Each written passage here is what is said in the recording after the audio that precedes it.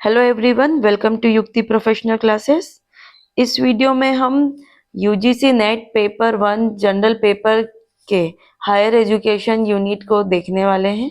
अगर आपने मेरे चैनल को सब्सक्राइब नहीं किया है तो मेरे चैनल को सब्सक्राइब शेयर लाइक जरूर करिए। चलिए, पहला है प्राचीन भारत में उच्च शिक्षा और शिक्षण संस्थाएं कौन कौन सी थी, उसके बारे में हम देख रहे हैं। तो जो भारत में शिक्षा प्रणाली थी वो बहुत ही प्राचीन और समृद्ध थी। ठीक है, यहाँ पे अलग अलग मतलब प्राचीन जो शिक्षा प्रणाली थी उसमें बदलाव आते रहे, जिसमें वैदिक काल, बौद्ध काल, मध्यकाल, ब्रिटिश काल और स्वतंत्रता के बाद भी शिक्षा प्रणाली मतलब आदि शामिल है इसमें। तो सबसे पहला जो हमारा काल है वैदिक काल। वैदिक काल में शिक्षा कैसी होती थी? तो वैदिक काल का जो समय रहा है वो 600 ईस्वी पूर्व से पहले का रहा है। यहाँ पे जो शिक्षा का स्वरूप था वो था, उसका उद्देश्य था कि शिक्षा धार्मिक, नैतिक और आध्यात्मिक उन्नति के लिए की जाती थी। इसका मुख्य उद्देश्य गुरुकुल प्रणाली यहाँ पर के माध्यम से शिक्षा दी जाती थी। तो विद्यार्थी गुरु के आश्रम में रहकर ही अध्ययन करते थे। शिक्षा मौखिक रूप से दी जाती थी जिसमें और श्रुति और स्मृति पर आधारित थी। मुख्य रूप से वेद, उपनिषद, दर्शन, व्याकरण, ज्योतिष, गणित, आयुर्वेद और सैन्य शिक्षा पढ़ाई जाती थी इसमें। यहाँ पे जो संस्थाएं हुई थी इस काल में, जो संस्थाएं हुई थी जिसमें तक्षशिला विश्वविद्यालय था जो अब आधुनिक पाकिस्तान में है। यह विश्व का पहला ज्ञात विश्वविद्यालय था। इसमें जो चिकित्सा से रिलेटेड युद्ध कला, धर्मशास्त्र, ज्योतिष और प्रशासन की पढ़ाई होती थी। प्रसिद्ध विद्वान चाणक्य और जो कौटिल्य के नाम से जाने जाते हैं, पाणिनि और जीवक यहाँ के छात्र थे। फिर इसी काल में जो दूसरी विश्वविद्यालय था, नालंदा विश्वविद्यालय था, जो भारत के बिहार में है। और यह बौद्ध एवं ब्राह्मणीय शिक्षा का प्रमुख केंद्र था। यहाँ विभिन्न देशों के छात्र अध्ययन आते थे और इसमें बौद्ध दर्शन, व्याकरण, तर्कशास्त्र, चिकित्सा, गणित, योग और ज्योतिष पढ़ाया जाता था। गुरुकुलों में विद्यार्थी सूर्योदय से सूर्यास्त तक कठोर अनुशासन में रहकर अध्ययन करते थे और गुरु की सेवा भी करते थे।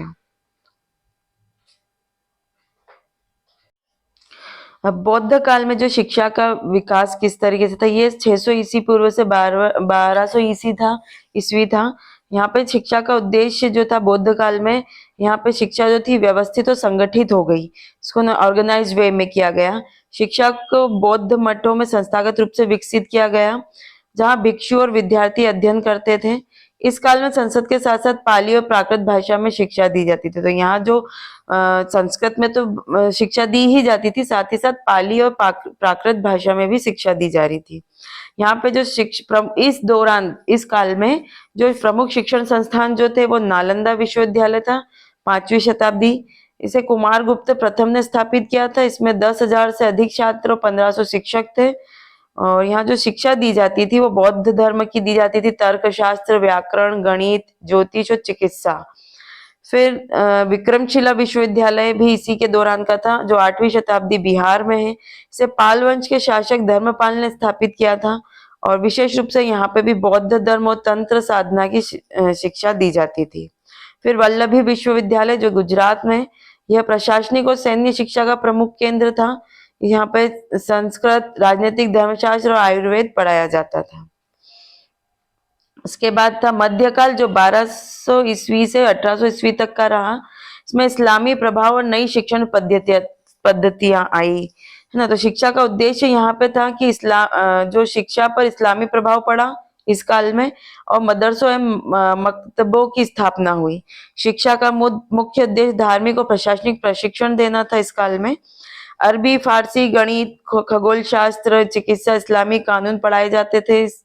यहाँ प्रमुख शिक्षण संस्था जो थी दिल्ली, आगरा के मदरसे थे, जिसमें मुस्लिम शासकों ने बड़े पैमाने पर मदरसों की स्थापना की। दिल्ली सल्तनत और मुगल काल में फारसी भाषा में शिक्षा दी जाती थी। जौनपुर और लखनऊ के मदरसे और फतेहपुर सीकरी अकबर के समय जो था, अकबर ने दीन इलाही की अवधारणा पर आधारित इबादत खाना स्थापित किया था। फिर ब्रिटिश काल आया। ब्रिटिश काल में जो 1800 ईस्वी से 1947 ईस्वी तक रहा, मतलब हमारे आजादी के समय तक का। आधुनिक शिक्षा की नींव यहीं से आई थी। और शिक्षा का उद्देश्य यहाँ जो था, अंग्रेज जो ब्रिटिश शासन में शिक्षा का उद्देश्य अंग्रेजों के प्रशासन के लिए भारतीय क्लर्क और अधिकारी तैयार करना था। मतलब यहाँ पे जो शिक्षा दी जा रही थी वो इस हिसाब से दी जा रही थी कि वो क्लर्क, इंडियन क्लर्क बना सके और ऑफिसर बना सके। अंग्रेजों ने अंग्रेजी माध्यम की शिक्षा शुरू की, तो यहीं से इंग्लिश मीडियम चालू हुआ और गुरुकुल और मदरसों को धीरे धीरे समाप्त किया गया। प्रमुख शिक्षा सुधार यहाँ पे 1835 में मैकाले की शिक्षा नीति आई। अंग्रेजी को शिक्षा का माध्यम बनाया गया और भारतीय भाषा को कम महत्व दिया गया। फिर 1854 में वुड डिस्पैच, शिक्षा का मैग्ना कार्टा भी कहा जाता है इसको। भारत में विश्वविद्यालय की स्थापना का प्रस्ताव रखा गया इसमें। 1857 में कलकत्ता, मद्रास और बॉम्बे विश्वविद्यालय स्थापित किया।